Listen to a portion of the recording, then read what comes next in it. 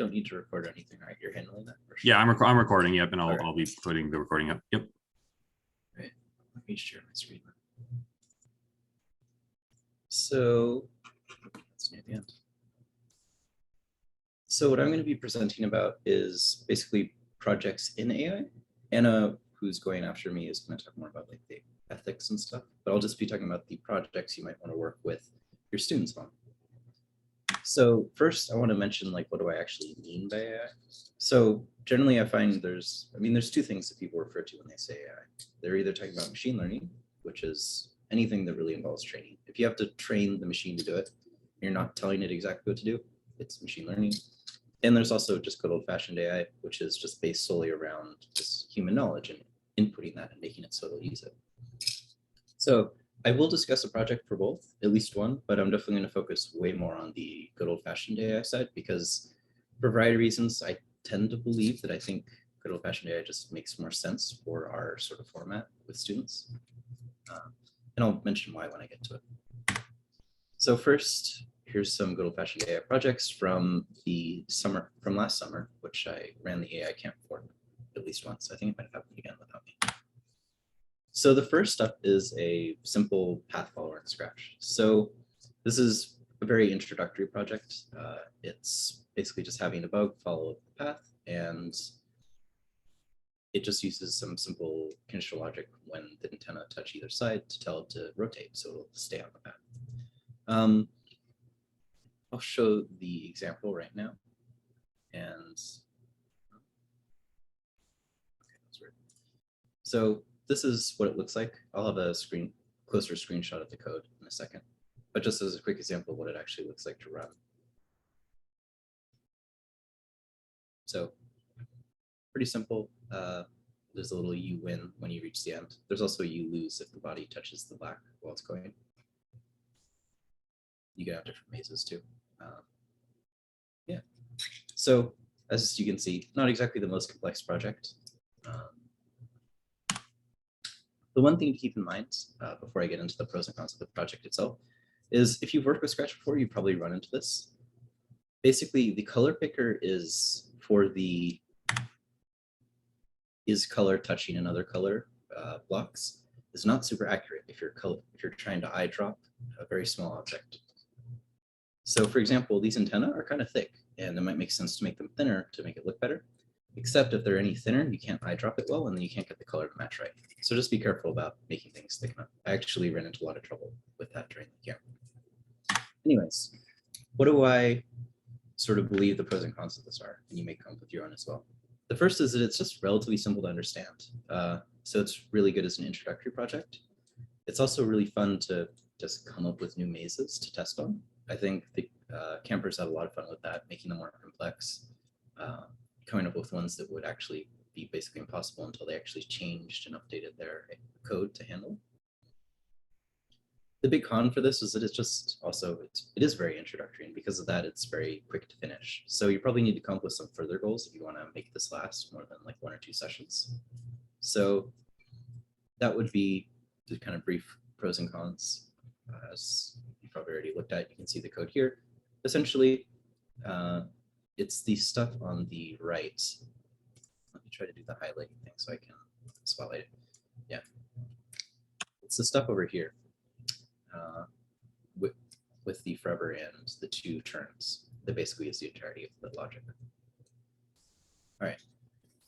So the next extension, or basically these are the extensions or modifications to this to make it more interesting and to run for more sessions. The first might be just turning the path into a maze. I've been calling them mazes, but I would better define them as kind of paths because there's no branching to it. But if you wanted to make a maze, I think that would be really fun because then beyond just not touching a wall, you can make it so it would have to follow the wall because you do that algorithm where you follow a wall to make sure you reach the end. So I think that could be fun. You could remove the obstacles and instead have many different bugs all trying to avoid each other except for like a set partner. I think that could be interesting to sort of see the net behavior of all the bugs using the same algorithm. Finally, you can maybe have one bug pursue another with like the running bug leaving a trail for the other to follow because there's that pen module to let you lay down trails and stuff like that. You could even make the runner player controlled if you want to add some direct player agency into the project. So the next project, much more kind of AI, would just be tic-tac-toe. So it's done through the command line. You can see the example output here. I'm not actually the source of the original tic-tac-toe game. I believe that was shared with me during the summer camp. I just helped add the AI component. So it gives an option of playing against an AI. You can see the question right here on the command line. And this generally consists of more advanced like logic. It's typed for one. Another is it uses a lot of for loops and lists, which are a good chance to practice those sort of concepts. Additionally, it's kind of a cool project because it has a nice framework to it because it's very function based, which means that you can just like strip out as many functions as you want and then have the student re-implement them. So this makes it really applicable for different skill levels. Like maybe you just want to do the AI, and then you don't have to get rid of any of the other functions, and they can just focus on that. Or if they're really proficient, they might just want to do the whole project themselves. So let me just go to the Replit itself so you can see what I mean. This is what it looks like when you play. So yes, I want to play against the AI. And then I get to choose location. So 0 through 8 to choose. Say I want to go in the bottom left corner. That would be a 6. Hit enter. Now the AI makes its move. You can see it went on 3 because now it's an O. And so on. In this case, you can see how it made sure to block my win in 7. But if I just go in 2, it has no planning to see the sort of losing condition of having 2 ways for me to win. There we go. So, and then just as a brief showcase of what the sort of project looks like, you can see how it's specifically here that you see how the game functions. Essentially, it's recursive. Make move calls itself. And that's how the project functions. So you can even get into recursion with this project. Anyways, let's get to the pros and cons as I see them. So the pro is that the algorithm behind the AI, it's very simple to understand. I mean, everyone basically has it in their head already. If you played tic-tac-toe, you know what is going on, basically. So you're just checking to see if there's 2 in a row, then you try to win, or you try to block the enemy. The other big pro I would say for this is that it does make good use of for each loops rather than just indexing, which can be a useful skill to practice, assuming they haven't already gotten to it. I guess it depends on their background, whether it's more Python-based or not. So, and what I mean by using for each loops is if we look on the right, I'll highlight the bit of code. So it's this part here specifically for combo and win combinations, and then for spot and combo. This is how you check to see if there's a win. And I don't have a picture on the slides, so unfortunately I have to switch back to the Replit. But if we look at the top, we can see that there's this list of tuples called win combinations. And essentially, they just represent locations on the board that make up a win. So we see there's 0, 1, 2. That's 0, 1, 2 on the board. And if you fill all those, you've won. Or 0, 4, 8. That's here. So that makes it really simple for the students to actually check. But it also gives them time to practice this new concept if it's new to them.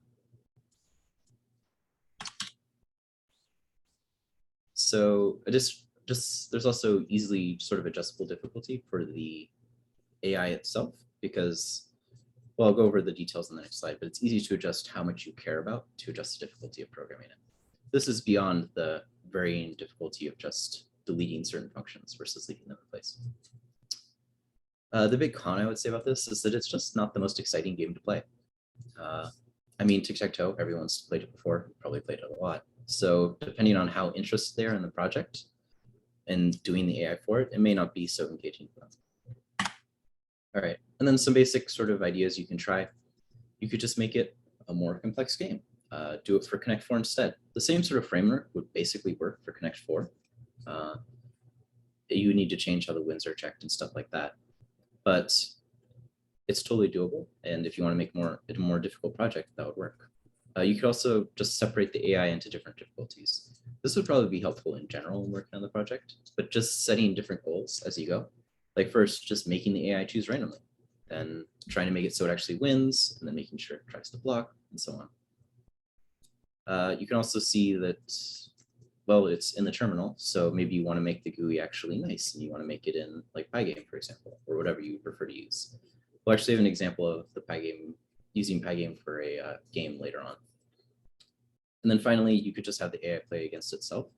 This was actually really popular with the camp. I think they love to see like how it would work. Especially one of the campers made sure to reference back to, I suddenly forgot the name of the movie, but the one where you get the quote, like, the only way to win is not to play. So that was fun to see. All right, that would be the end of this example. The next ones are going to be a little more complicated to go over. So I guess right now I'll ask it, is there any questions so far of the small audience we have? All right, I guess I'll move on. So this is tic-tac-toe, but with minimax and alpha beta pruning. And I'll explain what those words mean because they're not exactly self-explanatory. It's basically the same project.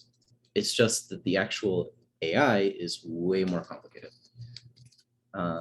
So Minimax is an algorithm which is pretty well designed for step-by-step games, like turn by turn, where you have one person go and the next person goes, and you both have, basically, you can maximize the value of your move. That's how I'll put it. So the Minimax algorithm specifically uses a heuristic to score each game state to tell whether it's a good state or bad state. It also happens to assume everyone's making an optimal move. I think this is kind of an interesting idea to explore, especially because it only knows it's an optimal move if your heuristic can tell it's an optimal move. So that's an interesting discussion to get into with your student to sort of showcase the pitfalls of that. I'll go into the next slide for details. The alpha beta pruning basically has to do with reducing the number of possibilities that you actually end up exploring. This is really useful, especially once you see the example diagrams of how Minimax works, because you end up doing a lot of recursion if you don't try to prune it. Finally, this is kind of a new project, but it also could easily be done as an extension of the previous one, where you go full on, like full force AI rather than just the sort of simple algorithm we had previously. Here's a link to the GitHub project if you want to reference it later. I won't really show it off because it's literally the same interface as last time. It's just a different decision-making algorithm. Though I will show the actual like example code later. Anyways, let's talk about the Minimax algorithm because this is the heart of the program. Essentially, the computer is trying every single move and it's looking for the best one. So if we imagine that the function is called Minimax, basically it's going to check every move. It's going to attempt every move and then call Minimax on that new state to explore it. So it's a lot of recursion in this case. When a move is made and the game ends, or we've reached a given depth, like maybe you say, I'll only look ahead 8 moves because otherwise I'm going to try too many possibilities and it'll take too long. The recursion stops and instead the state of the game is evaluated using the heuristic. So in our case, we want the AI is trying to win using this algorithm. So the heuristic gives high values if the AI is winning on that board, or if the AI has won. And it'll give low values if it's losing against us, the player. So as an example, basically say you have 2/3 of a line in tic-tac-toe, that means you're about to win. So depending on if that's the AI with 2/3 or you with 2/3, that'll either give a high score or a low score. By high score, I mean like 1,000 versus -1,000. It's kind of that simple. I'll actually show off the heuristic in a second so you can better understand what I mean. And then finally, you compare the scores to those generated at the other scores generated at the level, basically, so you can see which is the best move. However, you have to think about what is the best move. Because if you think about it, if you're trying to simulate what the enemy will do, it's no longer the highest value that's the best move, it's the lowest value because they're trying to make you lose. As an example, here's sort of the diagram of what a Minimax tree might look like. In this case, all the values are already filled in, but I'll go over them, imagine they're empty. So essentially, First, actually, I'll highlight this 0 max and 1 min stuff, 2 max, etc. This just represents, is it a maximizing layer or a minimizing? So, and what that means, to clarify, because it took me some time to wrap my head around it, we have, so you have this node up here, which is a circle, and circles in this case correspond to the AI thinking, basically. So the AI is thinking, hey, should I do this move or this move? And well, it doesn't know yet, but it wants to pick the maximum of the two values. So it basically makes this move, it simulates it, and then calls minimax on it again. Now it's a square because it's the player theoretically making this move. Remember, this still has no value, by the way. This is blank because we haven't reached a base case yet. So again, it simulates a move, we get down to here, simulate a move, get down to here, simulate a move, get down to here. This is a base case. Say we've reached maximum depth, or it was some sort of tie, which has a value of 10. Whatever it is, we evaluate it using the heuristic and we get a value of 10. Then this gets returned. Now, this is a minimizing node, but it doesn't have anything else to choose, so it stores 10 in the node. Then it explores the other possible move, and this one gets evaluated and it has a value of positive infinity. This means that it is basically game winning for the AI. Remember, this is because winning the game or losing is literally the worst or best case, so that's either positive or negative infinity. So if we remember, this is a minimizing node. This causes it to pick 10 rather than infinity because it wants to minimize the score. This gets returned up to this node and gets stored because it's the only value seen so far, to 10.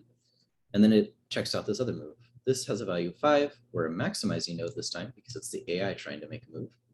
And we store 10 because 10 is greater than 5. We then return again, store the 10, but we explore the other path and it's negative 10. This is the player being simulated, so they're minimizing because positive is good for the AI, negative is bad. So we store negative 10. That gets returned up to here and stored.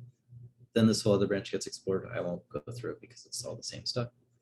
And it returns a negative 7. We're maximizing, so we choose negative 7 out of the 2. And the AI knows I will make this move because it's the best I can. Any questions so far?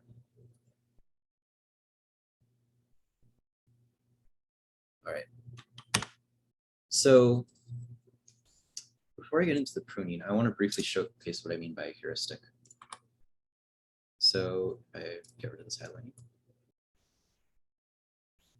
Here we go. So this is the heuristic that I was using. It's not perfect. It doesn't sort of check all the states. But we can see here, this is just checking for a win. And depending on who wins, we return positive infinity, negative infinity. So that's the example where it was positive or negative infinity. This is for a tie. I decided a tie is worth 0 because it's neither a win nor a loss. And then there's other things you can check, like looking for having 2 in a row, and whether it's you who have 2 in a row, the enemy has 2 in a row, or so on. So obviously you can tune this, make it better and better, add more detail, and that would be how you can make the AI harder to beat. All right, let's return to alpha beta pruning. So something you might have realized is there's a lot of nodes in this, and the more possible moves you can make, the more nodes you have. For example, in tic-tac-toe, after the player makes the first move, there's 8 other possible moves. So this is 8 branches at the very first level. And then there'll be 7 branches after that, and then 6 branches, and then 5 branches. So essentially, there's 8 factorial nodes being explored, kind of, which is a lot. So you want to cut that down if you can. And the way you can do that is with alpha beta pruning. So as an example of what alpha beta pruning is trying to do is imagine, say it's the AI making a move, and it has 2 possible moves available to it. One move would leave you, the player, with the best possible move that has a value of negative 100. In this case, that negative 100 is for you personally, not for the AI. So the AI wants that because it represents you losing. The other possibility is it makes a move which makes your best move a 50. So that's good for you, but bad for the AI. And it becomes pretty clear that you don't need to explore the branch where you get a best move of 50 because you know the AI is not going to choose it. It already has one that's a negative 100. So it's just going to ignore it anyway. So why explore it? So that's what alpha beta pruning is taking advantage of. Why is it called alpha beta? It's just because alpha represents the minimum score and beta represents the maximum. It's basically bounding. So what does that look like in practice? Well, let's sort of go through it again. So again, imagine all these are blanked out. Unfortunately, this has the reverse shapes from last time. Now a square is maximizing and a circle is minimizing. So sorry about that. So in general, we start out and alpha and beta are going to be negative infinity and positive infinity because we have no idea what we're looking for. We're just looking for a score right now. That gets passed along here. So negative infinity, positive infinity, passed along, passed along. We reach a base case. This gets evaluated to 5 and returned up. Now this is a minimizing node. So what that means is it's looking for the minimum value it can send. And because of that, it's going to change the beta value because that's the upper bound. It knows it's going to return at the highest a 5. So now the bounds are negative infinity 5. It checks this node down here. It's a 6. 6 is not less than 5. It's minimizing and it returns. Now this node has a 5. It's a maximizing node. This means instead alpha gets turned into 5 instead of negative infinity because it's a maximizing. So the lowest will return is a 5. Now here's where it comes into play and actually has an effect because we return down to here, or not return, we call this function, making this example move. And now our alpha is 5 and our beta is infinity. You check the 7, it returns 7, and because this is minimizing, you change your upper bounds. You now have the bounds 5, 7. So somewhere in there is what you'll return. Then you check down here, you get a 4, and what you find is 4 is less than 5. 4 is less than your alpha value. And what this means is it's less than the value stored up here. And you're not going to, you know that you're going to return at the minimum 4. What you also know is that this node is going to return at the minimum 5. Sorry, this was meant to be at the maximum 4, not at the minimum. So this is going to return at the minimum 5. So there's no point in exploring this node, no matter what the value is, because at the minimum, you'll return 4. No, at the maximum, you return 4. I keep on switching the words in my head. And then you're not going to take it here because you have a 5. So this doesn't get explored. Now, if we go to the more interesting example over here, what we know, this node will actually have an alpha value of 6 at this point, because the highest value I've seen so far is a 6, and it's a maximizing node. So this will have an alpha value of 6. So when it explores this whole path, it's going to find 5 is less than 6, and there's no need to check this path. So it cuts out this whole part of the tree, and that's why alpha beta pruning is useful. So let's now get into basically the pros and cons. This is also the function, by the way, an example of an alpha beta function stolen from Wikipedia. Stolen. And you can see here, when you're maximizing, then you start with a value of negative infinity, and you're updating max value if it's bigger than something. If you're minimizing, then value starts as positive infinity. You're changing it if the value of a called alpha beta is less than. And then you can see here the breaks if you don't respect the boundaries. And that means you immediately return rather than keep on checking. All right. So what do I feel like are the pros and cons of this project? The pro would be it feels a lot like AI. Like it feels like you're actually writing something a little weirder and stranger and not human thinking, but it still leads to something winning a lot. It can also be applied to essentially any game that is turn-based, that is, or it can be broken down into turns. And it can also remove basically, well, let me rephrase that. You can also remove the pruning, and that makes this project way sort of simpler to approach. Without the pruning, it's just basically try the moves and see which is best. With the pruning, it becomes a much more optimizing game. The cons for this, I would say, is it's way harder to visualize. Like, for example, if I was doing anything else, I probably wouldn't have needed these diagrams to explain what was going on. But I think in this case, the diagrams really help. So you probably need to pull up something similar if you're teaching your student. It's also harder to debug because it's very recursive. And when you're recursing, you're going to just have issues with, well, I mean, what I mean by hard to debug is I feel like traditionally we debug with a lot of print statements, at least with the students. I don't know how much you use an actual debugger with yours. And print statements don't play so nice with recursion because you end up with a lot of printing of the same thing. So that's something to keep an eye on. But maybe you want to introduce them to using an actual debugger, in which case this would be pretty awesome. A good example of why it's useful. Finally, tic-tac-toe doesn't really showcase the algorithm that well, because if you actually use it, it can explore every single state. Because tic-tac-toe is possible to always tie.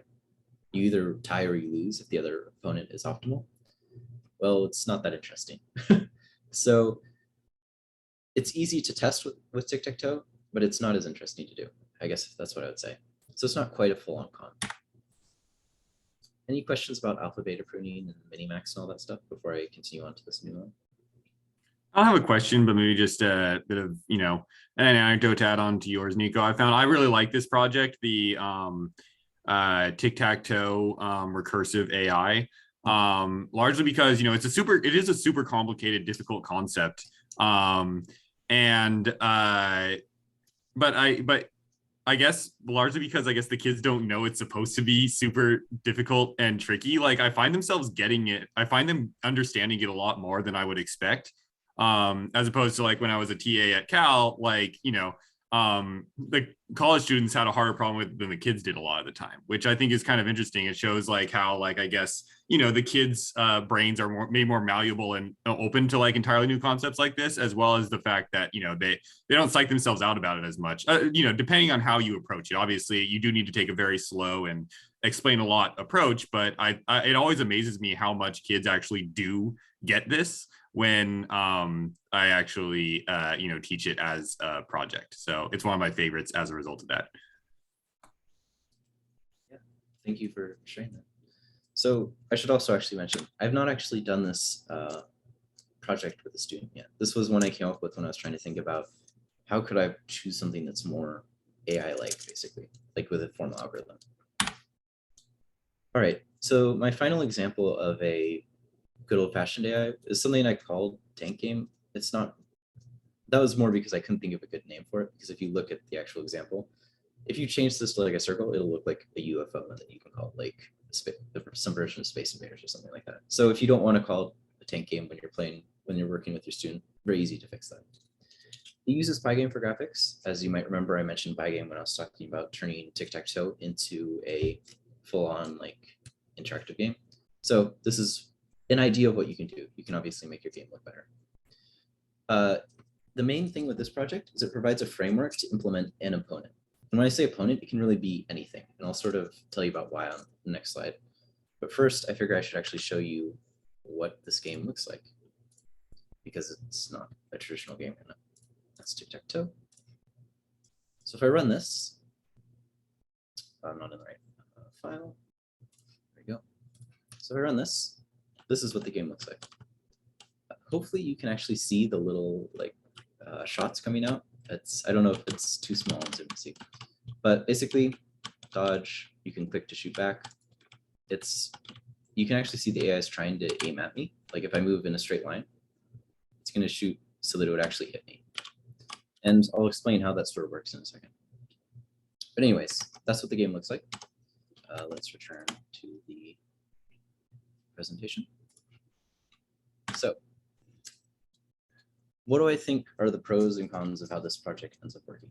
Well, the big pro is that you can really do whatever you want. So I said the whole point of this is to make an opponent to fight against. Well, what that opponent is really up to the student. I came into the camp thinking, hey, they're going to want to make something that sort of is really smart and predicts where they should move so it avoids anything coming at it, and also so that it'll like perfectly aim into the future where it thinks the player will be. And I thought that would be what they'd be thinking about, because it'd be sort of like, I don't know. That's what I think of when I think of a computer, I guess, and an AI. But they actually turned it around and made it much more about like a boss fight. And I thought that was actually really cool once they started getting into that. So for example, they were doing stuff like adding a special movement. So it's the same sort of pattern, but it's like different phases on a timer or something like that. Adding different attack patterns, so you'd have to figure out how to dodge it, stuff like that. I thought that was really fun to see what they did with this project. So that's one of the big things I like about it, is seeing what students think of when they're like, hey, I want to make an opponent. What do I think would be fun to fight against? The other nice thing about this project is it has a lot of provided functions to help with the coding. So I think this is a good actually opportunity to kind of introduce students to almost working with like an API, because it's set up so all your code goes in the AI template, basically, class. that's where all your code really needs to go to implement an opponent. And so this sort of sets it up for practice using an AI and working in an already existing project. I'll finish going through the pros and cons, and then I'll sort of walk through some of the interesting files in the game so you can get an idea of what I sort of mean. The game itself is pretty customizable, as I said. Beyond just changing the opponent, you can also add obstacles. I remember one of the students really wanted to add like breakable walls so you could hide behind them to dodge, but then they'd eventually break, so you had to keep on moving. You could probably also add more enemies. I personally have not seen that done yet, but I think it would be really fun to try. You could, I don't know, you can make it a free-for-all. You can make it like team-based. Finally, this project is an example of how you could basically do it yourself. Like if you wanted to have the student work their way through making this whole project, it would probably take some time, but I think they might enjoy that if that's what they want to do. I think the big con with this project is sort of, I'm sure anyone who's jumped into a project that's already started has experience, which is that it's hard to just get started. You need to try to figure out where you're situated, what the code is doing, how you're supposed to interact with it. And that can be difficult, though maybe this could be seen as kind of a pro to teach them how to do that in the future. Debugging in real-time game, more difficult. This is simply because, again, this is sort of getting to debugging with print statements, which is kind of the simplest way to debug, I think. And when you're running a game at 60 frames per second, you're going to get a lot of print statements, a lot of prints, which makes it a little hard to understand. Finally, and this I would say is actually one of the biggest cons, is that it doesn't run well on Replit. We actually started to run into this as everyone was developing their games more and more. It's just that it starts to stutter sometimes, and you'd have to like reload the page. So there's easy ways to get around this. Just run it on the student's computer. What a lot of them did during the camp was make the change on Replit, copy the whole file, switch to the Python file on their computer, paste the code, and then just run it again from the command line. Like you don't need to set up PyCharm, you don't need to set up VS Code or whatever. You can just do it through Python. So let me quickly showcase like what the sort of project might actually look like, just so you can get a brief idea. Of course, you can always look at the GitHub project to get a better idea. So what I mean by a template, the AI template is basically you just need to implement your own AI here. Whenever it wants to figure out what the opponent AI should be doing, the game will call this getAIActions object, and then you'll do whatever you want, set values inside of this, and then return it, and it'll make that move essentially. So it's kind of like, it essentially turns it into a turn-based game where it asks your AI, what do I do? And then you submit your move, and then it does it. And then it asks you again the next frame. So as an example, this was my smart AI. It's not super smart, but basically you can fill it out with a lot of stuff if you want to get complicated, or you can keep it simple if you want to do that too. And then when I was talking about helper functions, this is kind of what I mean. So for example, there's this get angle to hit function. Maybe your student doesn't know, hasn't taken trig yet, and you kind of need trig to figure out like where to aim, for example. Well, there's this helper function which is set up so that they don't have to worry about that. They just need to give it where you want to aim and where you currently are, and then it'll give you back the angle. Or this function, which basically works to keep things at a constant speed, even with a different X and Y value, stuff like that. So I tried to make this project as relatively simple as you can to just do the AI and not have to worry about anything else. I don't know how well I succeeded, but I hope I did.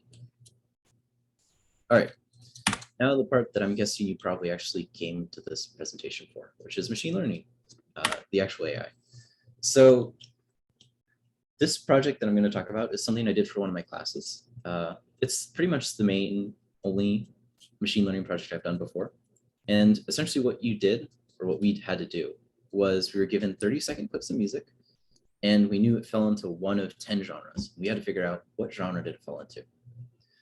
My team managed to get about a 60% accuracy, which is better than I initially thought, because I remember I initially was like, oh, 50, 60%, isn't that just best guess, or half and half? Then I realized there's 10 genres, so that would actually be 10%. So I feel like this was a pretty good success. Other teams did do a lot better. They got like 80 or 90%, but they're also using way more complicated methods like neural networks and deep learning and stuff like that. Our technique just used logistic regression, which I'll explain in a couple slides. So one thing to be aware of before we start talking about it, this project is actually almost totally about handling data. There's 2 function calls, and that's all that's required to do the machine learning portion. That's it. So I call this machine learning, but the actual function calls are kind of abstracted away into the sklearn library. So is that a good thing? Is that a bad thing? We'll talk a bit more about it, but you can also make up your own mind. Finally, here's the 2 links. GitHub, this is just an example of our project. The files you actually want to worry about are GenCSV, logistic regression, and managed CSV. The other files are for other methods because part of the project was testing different methods and seeing what was best. Like you had to write a whole report. Obviously, you don't have to do that. Anyways, the actual data can be found on Kaggle. If you don't know what Kaggle is, it's kind of a website which basically lets you host like machine learning competitions almost. Like people can submit data sets and then they can set up sort of like, you can even set up like scorers basically. So someone submits the result of operating on some training data or some test data, and then you see like, oh, did it work, did it not? So it's a really interesting site if you're into machine learning. This specific link is to the data set we used, but not the exact Kaggle submission because that was private for the school. Anyways, so one of the big parts of machine learning is feature extraction. And what is feature extraction? It's basically a computer can't just look at music. It needs to look at music in a certain way to figure stuff out. So when you think about it, what defines a genre basically? It could be maybe the average pitch, or it could be the Mel frequency Kepschel coefficients, which is a much more complicated math idea. Or it could be the spectral roll-off, which like defines the, I think it's the frequency at which like 85% of the power can be located below, essentially. So a much more powerful song with high pitch would have a higher spectral roll-off. All of these, what they do is they turn the music into a number. And then the number is what you use as your data. So that's the whole idea with feature extraction, is looking at data and getting back just hard single numbers, basically. Another thing that comes into feature extraction is actually looking at your data. This isn't quite feature extraction, but it's something you need to keep in mind, which is that there's a lot of ways you can make your data just better. Like for example, we have 30-second clips. That's really long, like really long, because for several reasons. First, maybe you just want more data, and you can always just split your clips into smaller clips, and then you have more data. And that's always awesome for machine learning. This is something we actually did. I believe we broke them from 30-second clips into 3-second clips, which gave us 10 times more of the data, and it made our features more relevant. What do I mean by this? Well, if you think about it, say you're talking about the spectral roll-off or the average pitch. If you have a 30-second clip, the average is going to be very average. It'll be hard to tell the difference between 2 different music files with that. On the other hand, if you take a 3-second clip, it's much more likely you'll get like that one interesting bit of music, that one interesting feature describing this clip. And in that case, you might have a better chance of getting the genre right. Any questions about feature extraction? This is much more theory stuff, so I figured I should ask. All right. Next up, I'll briefly talk about the types of machine learning problems. So basically, what we have, this example here was classification, because we're talking about what genre is it part of. Basically, does X belong to A or B, or C or D, or etc.? It's a yes/no question, essentially. And you can see kind of an example up here. We have our data point, or actually, let me turn back on the spotlight. We have our data point, the circle, and we're trying to see, is it a square or is it a triangle? And this describes a specific type of classification algorithm, which is k-nearest neighbors. Essentially, say you want to classify this circle and you say, I'm going to base it off of my 3 nearest neighbors. Well, if we look, the 3 nearest neighbors are a square and 2 triangles. And you could say, well, it's probably a triangle because there's more triangles near me. Another example is you could do 5 nearest, in which case it might turn out to be the squares instead, because there's 3 squares to the 2 triangles. Another type, logistic regression. This is what was used in the project. Essentially, you have a logistic function, which looks like this, but you can squish it to get more of a decision one way or the other. More of a sharp cutoff, I mean. And then you try to fit data points, and you see where they map. So for example, this maps to this point on the logistic curve. Because it's below 50, you would say it's like the A class. Well, this point maps past the 50%. So it might be B class, whatever A or B means. In this case, it was probably a passing exam versus hours of study. So that's what we used in this project, by the way. And you might be wondering, well, there's 2 values. How can you use this to fit 10 genres? There's many ways to do it. One example would be something called, basically you're checking to see one versus all, one versus rest, basically. So you might say, is it rock or is it everything else? Is it blues or is it everything else? And then you can look to see which one had the highest value and choose that one. All right. I don't want to get too much into the weeds with all this, but I figure it's good to have a grounding when I'm talking about it. Finally, the other type of problems are regression. These are more predictions, like for continuous values. So for example, it's kind of like line fitting when you're given like, hey, the first value in the sequence is 2, the second is 4. What do you think the third is? Stuff like that. And you can use techniques like linear regression, gradient descent. There's way more than the ones I'm mentioning, obviously. One thing to keep in mind, though, is all of these have actually been supervised learning, which is a specific type of learning. Basically, not in this case, it's supervised because we know some correct answers. Like we know this is a square, this is a triangle. We know that to be true. We know here, this person did not pass, this person did pass, stuff like that. And unsupervised learning is saying, I have no idea what these data points mean. Try to figure it out. So that's a brief introduction to a whole nother type of machine learning, which I won't try to get into. Now, what do I think the pros and cons of this project? And then a pro con. The pros, this is actual machine learning. And if someone's interested in machine learning, then they'll be excited about it because they're interested in it. Kind of meaningless, I guess. Also, you get to learn about feature extraction, data management. These are actually really important things. This is a lot of what machine learning is about, is like figuring out what your data is going to be. The big con is that it's all abstracted into library calls. And this could be considered a pro because actual machine learning takes a lot of math. So maybe you want to abstract it so that they can actually do it. But it makes it less interesting to program. And that leads into the next one, which is that there's not that much going on visually. So you have to have a student that's interested in the algorithm itself and the result rather than the visual. Because this is the output for our program. It creates a CSV containing the results, but this is the only command line output. Our accuracy and then an error because of too many recursion steps, essentially. Finally, what I would call a pro-con, because it's kind of mixed, is that you can add more coding that's involved with machine learning if you want to. If you get into neural networks, you have to build them on your own, kind of like this cake over here. You make a layer of neurons, you decide the features of it, how many neurons there are. Then you connect them to another layer and you make decisions about that. Then you connect it to another layer and you make decisions about that. It's a lot more coding. It's also a lot more to understand. So that's a pro con right there, kind of a mixed neutral. All right. That's about it about the projects, actually. That's all the ones I have to talk about today, but I'll do a quick kind of review of some takeaways I would have. The first is that if someone says, I want to work on AI, you should really figure out what they actually want to do. They might mean a game. They might actually mean machine learning. It depends on the student. And you should really figure out what they want because there's a lot of wiggle room and some may fit them better than others. You also have to consider, is the AI enough for the whole project? Like in the tic-tac-toe case with a simple AI, you might want to actually implement the whole tic-tac-toe rather than just the AI. That can make it certainly more interesting for the student to do the whole thing. This is especially true when you consider the path follower.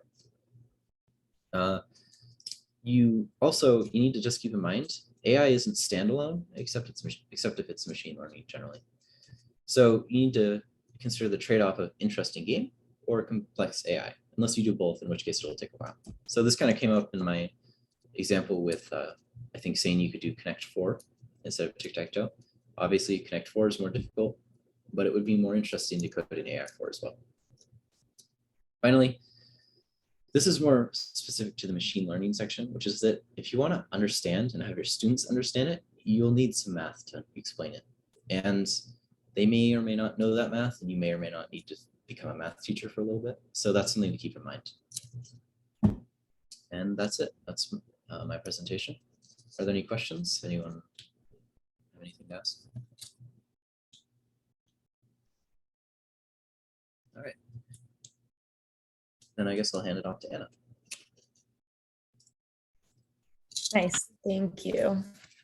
Let me go ahead and share my screen.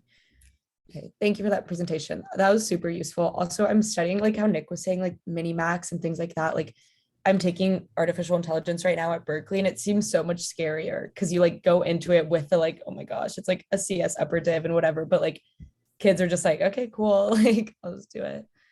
Okay, let me share my screen.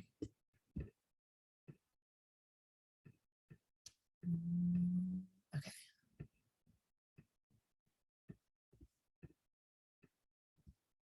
Setting everything up. Okay, cool. I'm Anna, and today I'll be presenting a little bit about artificial intelligence ethics and data ethics in general. And this essentially boils down to understanding human context and understanding the social impact within your artificial intelligence work. So like disclaimer to start with, it's not black and white. I think often the term ethics is associated with a moral judgment of right and wrong. A classic example of this is like the trolley problem, where there's a moral question of yes or no, and you can like black and white debate why one decision is ethical and the other one isn't. However, my take on ethics in relation to technology especially is that it's never really that simple.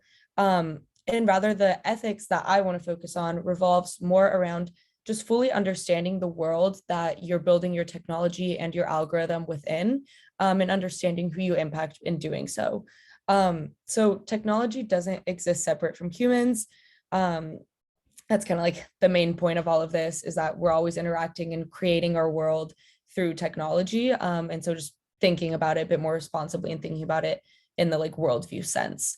So some general starting points that I like to think about when it comes to this are things like who's actually building the tool, who's involved with it, what's the purpose of it, and is there any intentions that might be left out or that might like not have the best intentions, even if you didn't want it to come out that way. And then who does it serve? Who does it leave out? So which communities or individuals aren't served by it? Where and how is the data collected, and are the like communities and the people and the places where the data is collected from being treated respectfully in this data collection? Who has access to seeing the work being done, and also like who has access to make decisions about this algorithm and artificial intelligence tool? So those are all kind of just like mouthfuls, but just like starting questions as we think about what it means to connect our world in technology. So why is it even important to be asking these questions and thinking about them? Technology and algorithms and data are deeply ingrained in our society, and the decisions that artificial intelligence technologies make are respected and trusted in our society.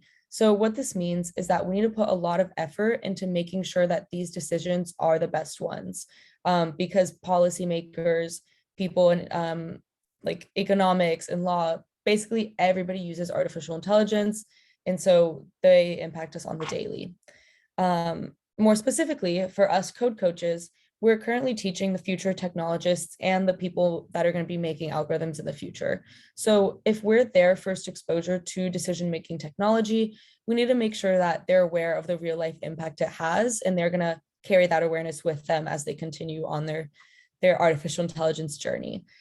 So we have a responsibility to make sure that their foundation for technology is built on ideas of fairness and cognizance of their impact. And this also starts with like educating ourselves as well, and also understanding our world in the context in which we create technology. So some main ideas that I'll kind of just be going over for the rest of the session. As I mentioned previously, humans and technology are interconnected. Human and non-human actors are not separate. Non-human actors have politics and meaning in our world. And I'll kind of give an example of this to illustrate what I mean by like these objects have politics. So an example of the inability to separate the material and the human is in the 1930s, a Long Island city planner, Robert Moses, built bridges that were too low for buses to pass under from New York going into Long Island. And so what this meant is that most people traveling into Long Island on like couldn't come in buses, and people that were coming in buses were people of color and people from lower income communities. And so while there was no active discrimination here, like no active legislation or segregation. The bridge contains politics and meaning as a way of excluding certain communities. And this is a pretty explicit example, but technology has the same power to do that, potentially in a more dangerous way because it's much more complex and much more hidden, while a bridge is kind of in your face that it's excluding communities. But essentially the impact of humans and non-humans in the world, understanding this system and connection has a term called socio-technical system. So I might bring that up again later, but basically we need to be aware of who our stakeholders are within this socio-technical system and how the relationships between society and technology are impacting them. And then related to the socio-technical system is that technology and computing isn't free from historical context in our social world. Even if you think you may just kind of be creating a game, if people are going to be playing it, if it uses data from real people, it's connected to our social world, because that's so deeply ingrained in our data and the way that we collect data. So it has power to replicate injustices. It obviously also has power to do amazing good, and really help include people and make everybody feel welcome through the technology. But for example, the bridge example replicated injustice towards lower income communities and communities of color. So just being aware of how certain technologies might accidentally be excluding certain people or like harming individuals and communities. So these are all kind of abstract concepts. So it becomes easier to understand these abstract concepts when you apply them to a real life event. So if any of you have studied like data ethics at Berkeley or taken a data ethics class, you might have already seen this case study because Berkeley loves to use it. It's this algorithm called COMPAS, which is currently being used in the criminal legal system.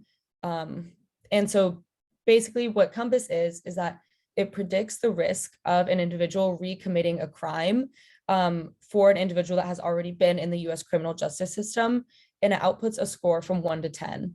And the goal of this, of determining the risk score of an individual to recommit a crime, is that so judges could help decide how much to set bail. And so while the original use case of it was to set bail, it eventually became an algorithm that would help determine who should go to jail or not. We also like don't know how much sway this algorithm had over judges. Like if they just see that they have a 10 risk score of recommitting a crime, did they just go straight to jail? A lot of these things we can't really prove because again, it's that interaction between the non-human and the human actor. And also the algorithm was trained on historical data about arrests. So this became problematic because the algorithm would consistently rate Black individuals at a higher rate than white individuals to be high risk. So this led many to call for an investigation into this algorithm and the potential biases it may be holding. But one of the issues here is that the algorithm might be totally fine, but it's built on data that comes from a history of injustice towards people of color and lower income communities. So we have to be aware of obviously who's programming our algorithms, what are their views on the people that they're programming this algorithm for, what data is it taking in, and potentially is it even worth it, I guess, to like build an algorithm if the entire data that it's based on might come from this like racist or sexist or whatever background, and thinking about who's being harmed by this. And so as a rebuttal, Northpoint, which was the company that created COMPAS, they said that there was no bias because they didn't use race as a feature. But there could be many other features such as the arrest type or the zip code that could create proxies for race. So Nico kind of discussed feature selection in his previous segment. So this is something to think about, is that just because you don't use this like protected class feature doesn't mean that your algorithm still can't be learning it and taking it in, and then eventually having bias towards people because of it. So for our example, this algorithm was trained on a data set that contains bias inherently. So the data set was trained on like historically unjust data that came from like a racist policing system and a racist law and court system, which just systematically arrested and charged Black people at higher rates than white people. So it makes sense. The algorithm is doing its job. It is giving the correct predictions, but the predictions are based off of these problematic histories. And so this is a case study with that's kind of an extreme example of an algorithm harming individuals, because it might just be unfairly sending people to jail, which is really extreme. And obviously we aren't coding things like that, but we have to be just like aware of these things as we do our work, because if we're working with data and we're working with algorithms making decisions, then they're still ingrained in the human context of like our contemporary day and everything we do. So even though we might not be working on these algorithms right now with our students, it's something to kind of keep in mind, because if they go on to continue building and this becomes their job, we have to just make them aware of that. So some concluding thoughts. Teaching AI goes beyond just the technical. We also have to teach responsible AI that accounts for our social world. So in the same way that we give students an internet safety talk, I kind of urge us to also explore ideas of ethics and justice while we work on AI projects. Obviously, it's kind of a lot to go into like historical injustices, and you don't have to do all of that all the time, but like just letting them know like, hey, you're working with an algorithm. If somebody else was to use this algorithm, how would they feel about it? Who is this algorithm being made for? Things like that, kind of at a lower scale, but just really get them thinking as they're young, because I didn't have any exposure to any of these ideas until I got to college. And I think it's something where if you're starting to code young, you should also know to understand your impact young. But yeah, essentially being cognizant of historical injustices and the potential for harm could be encoded in your work. Obviously, if you don't even want it to, it could really happen to anyone. There's a lot in this world that can go wrong, but being aware of your world and the world that you're building your technology in could help you avoid that. So like I said, understanding your socio-technical system, just some final things to think about is just like, where are you gathering your data? Who has access to being involved in your project? Are users of your tool able to understand it? Are you using information that might potentially be sensitive? And then have you received input from all the stakeholders about the tool? I think this is a really important one, making sure you're actually working with people who are going to be impacted by the technology you create to make sure that you're actually creating something that they want. Yeah, so essentially, even if you're just building a simple game, I think it's awesome to discuss with our students kind of the fact that AI holds a lot of power in our world, and that foundations of AI should include awareness of how it's going to be impacting people. Yeah, I also put a little resource here if you'd be interested. I've been working with the Human Context and Ethics of Data group at Berkeley for about 3 years now, and it's kind of shaped a lot of my thinking. So I urge you guys to kind of be thinking about these things, because it's also just super interesting. That's about it. Thank you all so much for giving me your time and letting me speak on this. If you have any questions, I can also answer them right now.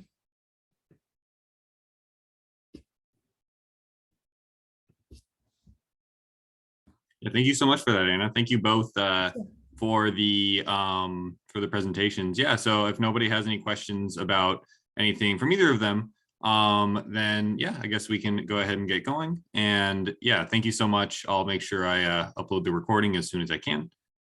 Yeah, thank you. Thank you. It was really Thank cool you to so see much. you use this in the coder school. Yeah. Never thought about AI with students. Much to think about.